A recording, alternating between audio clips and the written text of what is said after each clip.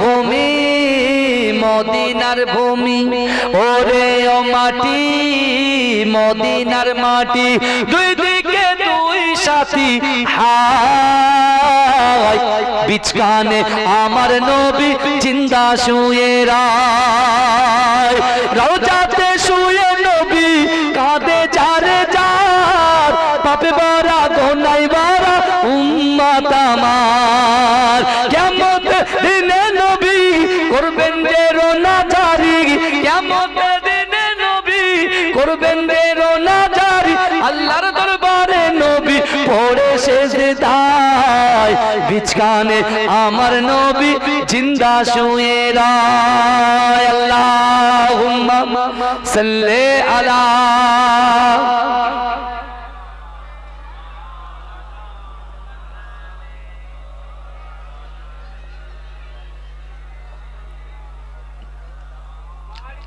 আমার বাবাজিরা ভাইরা, যে কথা আমি আপনাকে বলছিলাম যে রাসূলুল্লাহর যে হয়ে যাবে, যে রাসূলকে মুহাব্বত করবে, আল্লাহকে ভয় করবে, রাসূল বলছে তার অসম্ভব জিনিস আল্লাহ সম্ভব করে দেবে, জোরে বলে।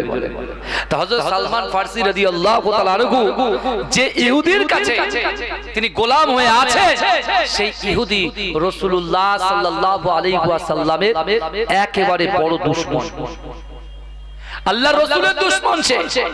সে দৈনন্দিন তার কাজ হলো তার বিশাল বড় বড় খেজুরের বাগান, আর সেই খেজুরের বাগানে আল্লাহর রাসূলের এই সাহাবা, তখন কিন্তু সাহাবা হয়নি, সালমান ফারসি সারা দিন ফজর থেকে নিয়ে এশা পর্যন্ত কাজ করবে, তাকে কাজ করিয়ে করিয়ে করিয়ে একেবারে শেষে যখন একটু বেডে গিয়ে ঘুমাবে, তখন তাই সেই ইহুদির কাজ হলো আল্লাহর রাসূলের শানে, আল্লাহর রাসূলুল্লাহর শানে সে বাজে বাজে কুরুচিকর মন্তব্য, বাজে বাজে কথা বলতে শুরু করে দেয়। এই শুনছেন তো আপনারা? কিন্তু সালমান ফারসি সে সব কিছু মেনে নেয়, তাকেও খুব কষ্ট দেয়, আর তার উপরে আল্লাহর রাসূলের শানে বিয়াদবি করে। যেমন আমাদের মধুবাবু এখন বিয়াদবি করছে, এই বুঝতে পেরেছেন? মোদিবাবু বিয়াদবি করছে, ঠান্ডা হয়ে যাবে খুব তাড়াতাড়ি, বুঝতে পেরেছেন? ঠান্ডা করে দেবে আল্লাহ। কোথায় গেল নমরুদ, কোথায় গেল হামান, কোথায় গেল কারুন, কোথায় গেল সাদ্দাত, কোথায় গেল ফিরাউন? আজ মিশরের মিউজিয়ামে আল্লাহ পাক ফিরাউনের লাশকে একটা টাটকা রেখেছে, কথা ঠিক না ভুল বলেন? সেখান থেকেও শিক্ষা দেয় না। কারণ কি বলেন তো?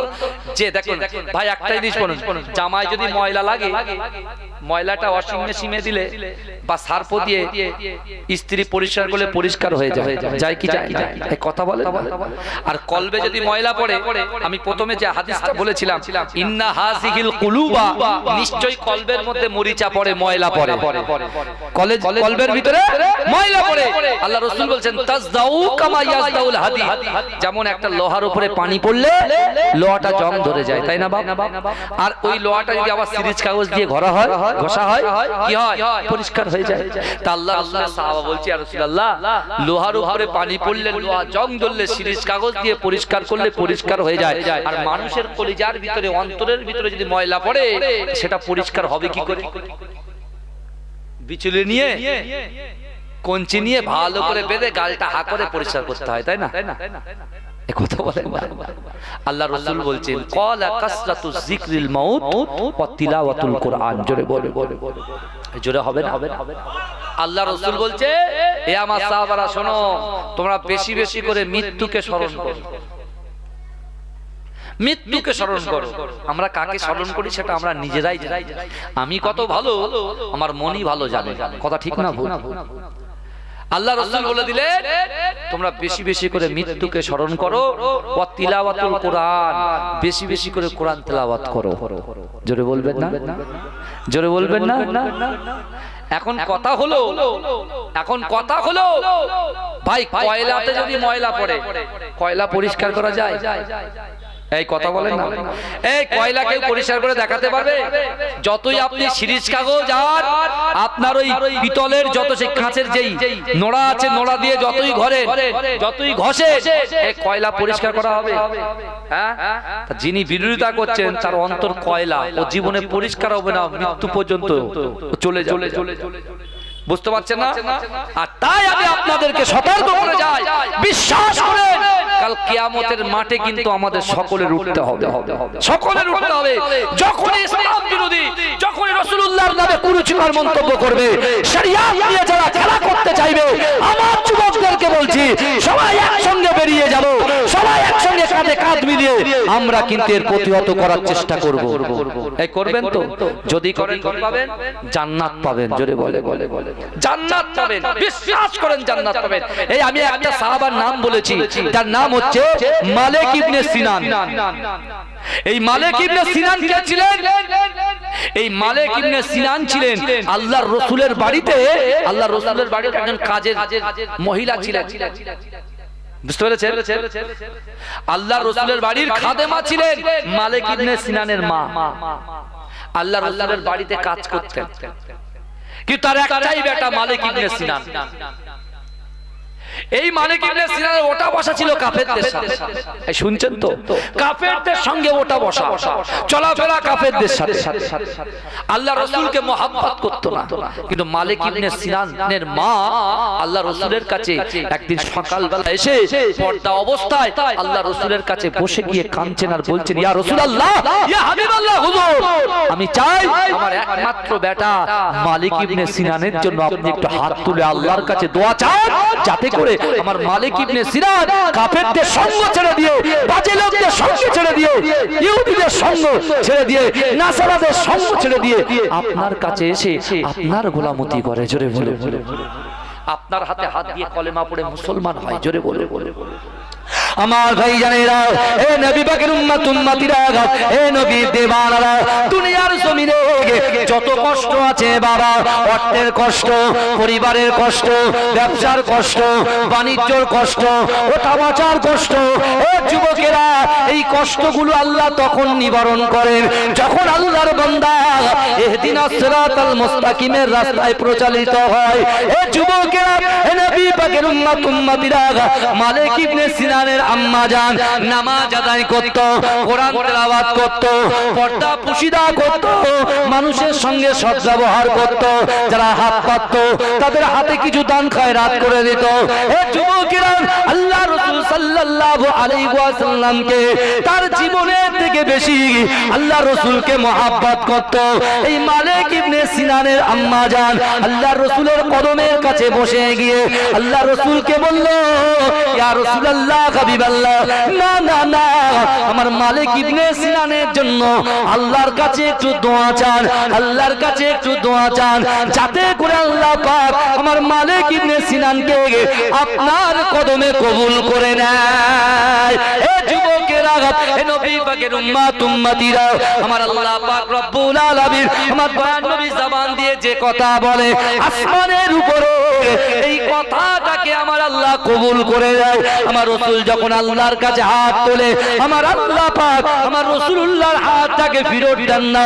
আমার আল্লাহ পাক আসমানের উপরে আল্লাহ রাসূলের হাতটাকে কবুল করে নেয়। হে যুবকেরা, হে নবী পাকের উম্মত উম্মতিরা, আল্লাহ রাসূল একজন ফজরের নামাজে পড়ে এই মালিক ইবনে সিনানের জন্য আল্লাহর দরবারে কাঁদতে কাঁদতে দোয়া চাইতে শুরু করলেন।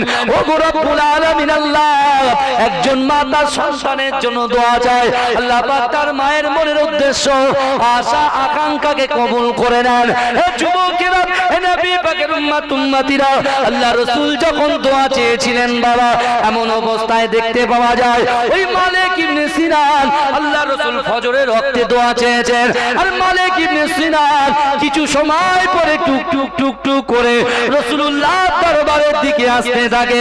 আল্লাহ রাসূলের সাহাবারা বলছে, ইয়া রাসূলুল্লাহ, ইয়া হাবিবাল্লাহ, ওই দেখেন যারা কাফেরদের সঙ্গে বসবাস করত, মালিক ইবনে সিনান আসছে। আল্লাহ রাসূল বলছে, আমার সাহাবারা, তোমরা খুশি হয়ে যাও, আর মালিক ইবনে সিনানের আম্মা জানকে খবর দাও, আল্লাহ পাক তার মায়ের মনের আশাটাকে পূরণ করে দিয়েছে। জোরে বলেন, মায়ের আশা আল্লাহ কবুল করেছে। জোরে বলবেন না? তা আমার মায়েরা তো জলসা শুনছে, তাদের সন্তানরা যারা নামাজ পড়ে না, এখন মায়েরা তো নামাজ পড়ে না, বাপ নামাজ পড়ে না, সন্তান শিখবে কি করে? আপনার বাড়িতে যদি 8 বছরের একটা ছেলে থাকে, আমি চ্যালেঞ্জ করছি আপনার সাথে, আগামী কাল মাগরিবের নামাজে নিজে নামাজ পাটি বিছাবে, আর 8 বছরের ছেলেটাকে আপনার পাশে রাখবেন, নামাজ পড়ার কথা বলবেন না। আপনি যখন তাকবীরে তাহরিমা বেদে আল্লাহু আকবার বলে বুকে হাত বাঁধবেন, দেখবেন আপনার ওই ছেলেটা তখন নামাজ পাটি খুঁজবে। যখন নামাজ পাটি না পাবে, মায়ের ওন্না নাই গামছা নাই তোয়ালি বিছিয়ে বসে কিন্তু ও নকল করে নামাজ পড়তে শুরু করবে। কথা ঠিক না? এই কথা বলেন বাবাজি। হ্যাঁ, আমরা কি করছি? মা একটা দিকে ফেসবুক করছে, বাপ একদিক ব্লগ করছে, আর ছেলে দুইজনের পা ফাঁক করে দিয়ে একজনের গালের মাথায় দিয়ে একজনের কার্টুন দেখছে। আজান জোর চলে গেল, আসর চলে গেল, মাগরিব চলে গেল, এশা চলে গেল। আল্লাহ বলছে দাঁড়া, তোদের অবস্থা করছে।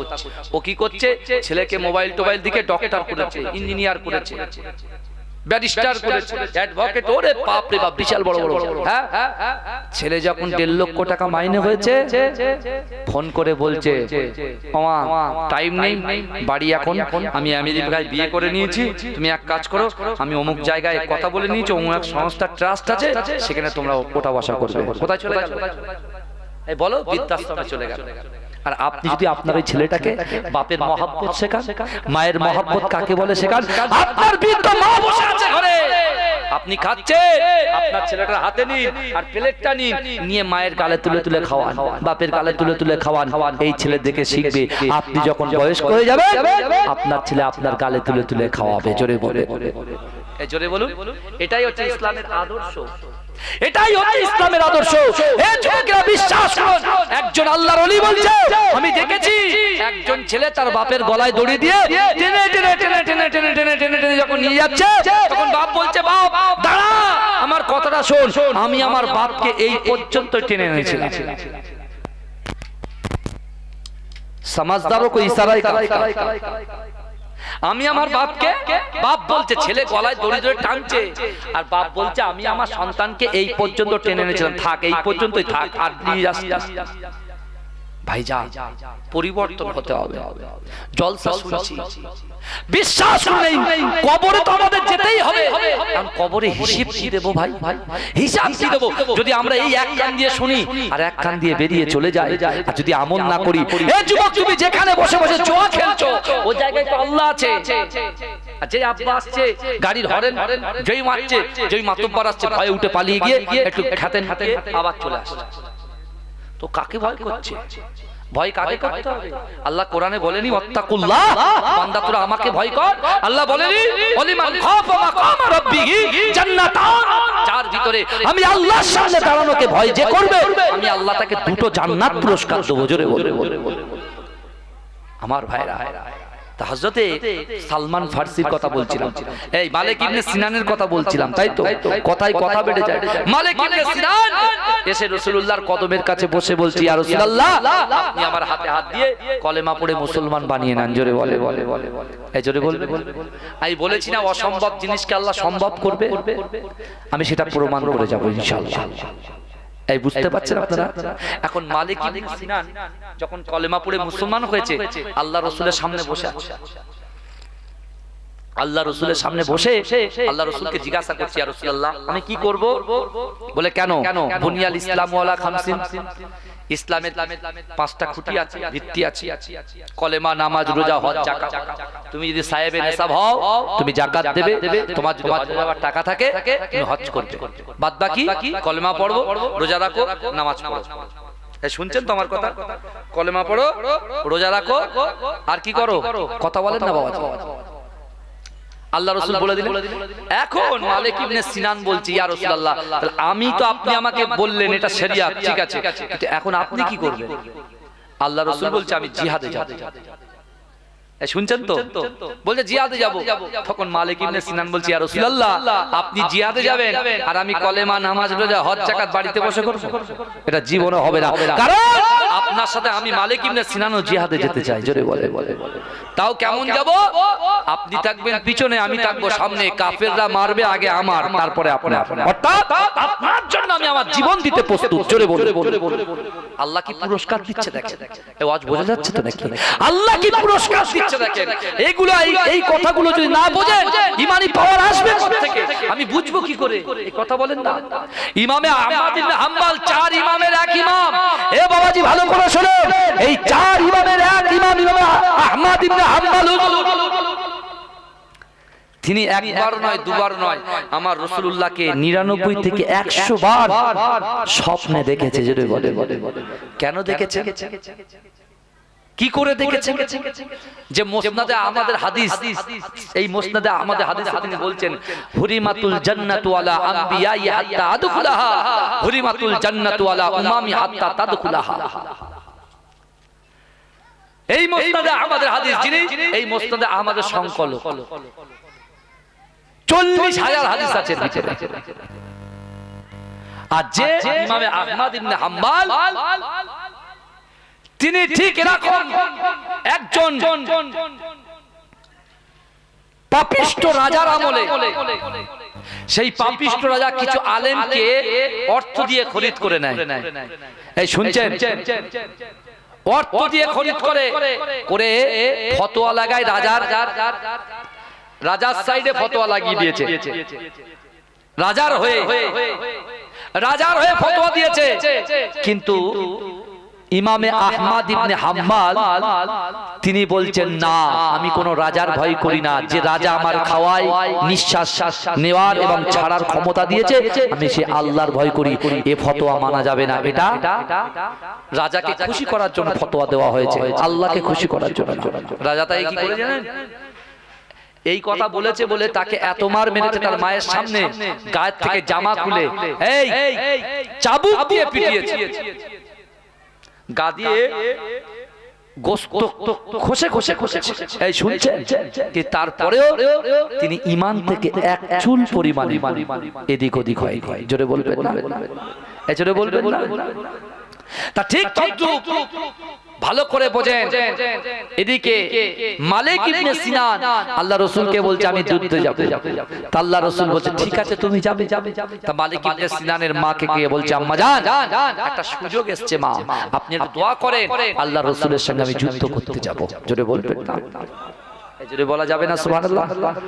মালিক ইবনে সিনান যুদ্ধ করতে রাসূলুল্লাহর সঙ্গে বেরিয়ে গেছে।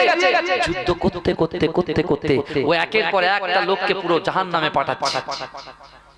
দিতে হঠাৎ করে মালিক ইবনে সিনান খবর হয়ে গেল যে মালিক ইবনে সিনান ইন্তেকাল করেছে, শহীদ হয়ে গেছে। মায়ের একজন বাচ্চা, একটা ছেলে। মালিক ইবনে সিনান শহীদ হয়ে গেছে। আমার ভাই জানেরা, এ নবী পাকের উম্মতিরা, এ নবী দেওয়ানারা, বিশ্ব নবী রাসূলুল্লাহ সাল্লাল্লাহু আলাইহি ওয়াসাল্লাম এমন করে তার কর্মগরে যখন চলে আসে, না যে মালিক ইবনে সিনান আমি রাসূলুল্লাহর হাতে কলেমা পড়ে মুসলমান হয়েছে, আমি রাসূলুল্লাহর মহব্বতে ভালোবাসায় যে কিনা শহীদ হয়ে গেছে। এ যুবকেরা, যুদ্ধ শেষ হয়ে যাবার পরে আবার যখন বাড়িতে ফিরছেন, একে সাহাবারা যখন ফিরে আসছেন, বিশ্বনবী রাসূলুল্লাহ যখন মদিনায় ফিরে আসে, এ যুবকেরা, মালিক ইবনে সিনানের আম্মা জান তিনি দাঁড়িয়ে আছেন। আল্লাহর রাসূলকে সালাম দিয়ে কাঁদতে বলছে ইয়া রাসূলুল্লাহ, ইয়া হাবিবাল্লাহ, আমার একমাত্র ছেলে আমার সোনা মানিকটা কোথায়? যে সোনা মানিক বহুদিন ধরে আমার কোলে আসে না, তার গালে চুমা দেওয়া হয় না। ইয়া রাসূলুল্লাহ, হাবিবাল্লাহ, আমার ওই মালিক ইবনে সিনান কোথায় গেল? আমার মালিক ইবনে সিনান কখন আসবে?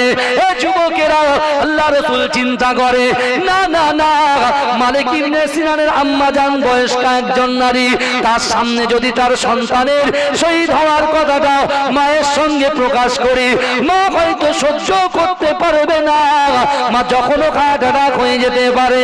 এ যুবকেরা, নবী পাকের উম্মাত উম্মতিরা, আল্লাহ রাসূল সাল্লাল্লাহু আলাইহি ওয়াসাল্লাম মালিক ইবনে সিনানের আম্মা জানকে বললাম, আম্মা জান, না না না, আপনি চিন্তা করবেন না, আমি রাসূলুল্লাহ জানিয়ে দিলাম, ইন্নাল্লাহা মা'আস সাবিরিন। আপনি এই জায়গায় দাঁড়িয়ে সবর করেন, ধৈর্য ধরেন। আমার পিছনে আমার আবু বকর আসছে, এই আবু বকরকে আপনি জিজ্ঞাসা করেন, আপনার সন্তানের কথা বলে দেবে। এ যুবকেরা, বিশ্বনবী এই কথা বলে ওখান থেকে চলে গেলেন।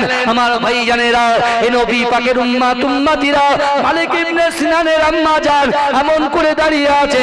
আল্লাহর রাসূলের সাহাবা সিদ্দিক আকবরকে বলছে, ও সিদ্দিক আকবর, বলো বলো বলো, আমার সন্তান মালিক ইবনে সিনান কোথায়? বলছেন, না না না, আপনি কি রাসূলুল্লাহকে জিজ্ঞাসা করেননি? বলে, আমি রাসূলকে জিজ্ঞাসা করেছি। আমার রাসূল বলেছে, না না, আমার আবু বকরকে জিজ্ঞাসা করো। এ যুবকেরা, এ নবী পাকের উম্মাত উম্মতিরা, মালিক ইবনে সিনানের কথা যখন বলা হলো, এ যুবকেরা, ওই সময় মালিক ইবনে সিনানের আম্মা জানকে আবু বকর চিন্তা করে দেখে, না না না, আমার বিশ্ব নবী রাসূলুল্লাহ মৃত্যুর সংবাদটা দেয়নি, শহীদের সংবাদটা দেয়নি, না না না, আমি কেমন করে দেব? ওই সময় আবু বকর বলেছিল, না না না, আপনারা এমন করেও আপনি দাঁড়িয়ে থাকেন, আপনার সন্তান ঠিক আপনার কাছে হাজির হয়ে যাবে। জোরে বলে, নারে তাকবীর, নারে তাকবীর, মাসলাকে মুজাদ্দিদ জামান। আমার ভাই, আল্লাহর রাসূল আসেন ভাইজান, আমার খুব মহব্বতের ভাই, বুঝলেন ভাইজান হুজুর কেবলা ইনশাআল্লাহ জলসা। এবারে আবার ভাইজান হুজুর কেবলা হজ পাকে যাবার নিয়ত করেছে, আলহামদুলিল্লাহ। আপনারা সকলে দোয়া করবেন ভাইয়ের জন্য। আমি গুনাহগার এসেছি, আপনারা খুশি তো নাকি? এই কথা বলেন না? হ্যাঁ, আমিও আপনাদের উপরে খুশি। যে কটা আমার জন্য বসেছিল, আলহামদুলিল্লাহ আমি খুব খুশি। আমি দোয়া করি আল্লাহ এই গ্রামটাকে কবুল করেন, আর এই গ্রাম থেকে আসমানি ওয়ালা আসমানে তুলে নেন, জমিনে ওয়ালা জমিনে দাফন করে দেন। বলুন না আল্লাহুম্মা আমিন। এ বলবেন আল্লাহুম্মা আমিন। তাকবীর দেন, নারে তাকবীর, নারে তাকবীর, মাসলাকে মুজাদ্দিদ জামান, মুজাদ্দিদ জামানের হক সিলসিলা পীরজাদা আবু জাহ সিদ্দিকী ভাইজান হুজুর কেবলা, নারে তাকবীর। ভাইজান, যেহেতু পাশে মাওলানা সাহেব এসে গেছেন, আমি আর লম্বা চওড়া ফিকি ইল্লা বিল্লাহ। আসসালামু আলাইকুম ওয়া রাহমাতুল্লাহি ওয়া বারাকাতুহু। দুরূদ শরীফ, আল্লাহুম্মা সাল্লি আলা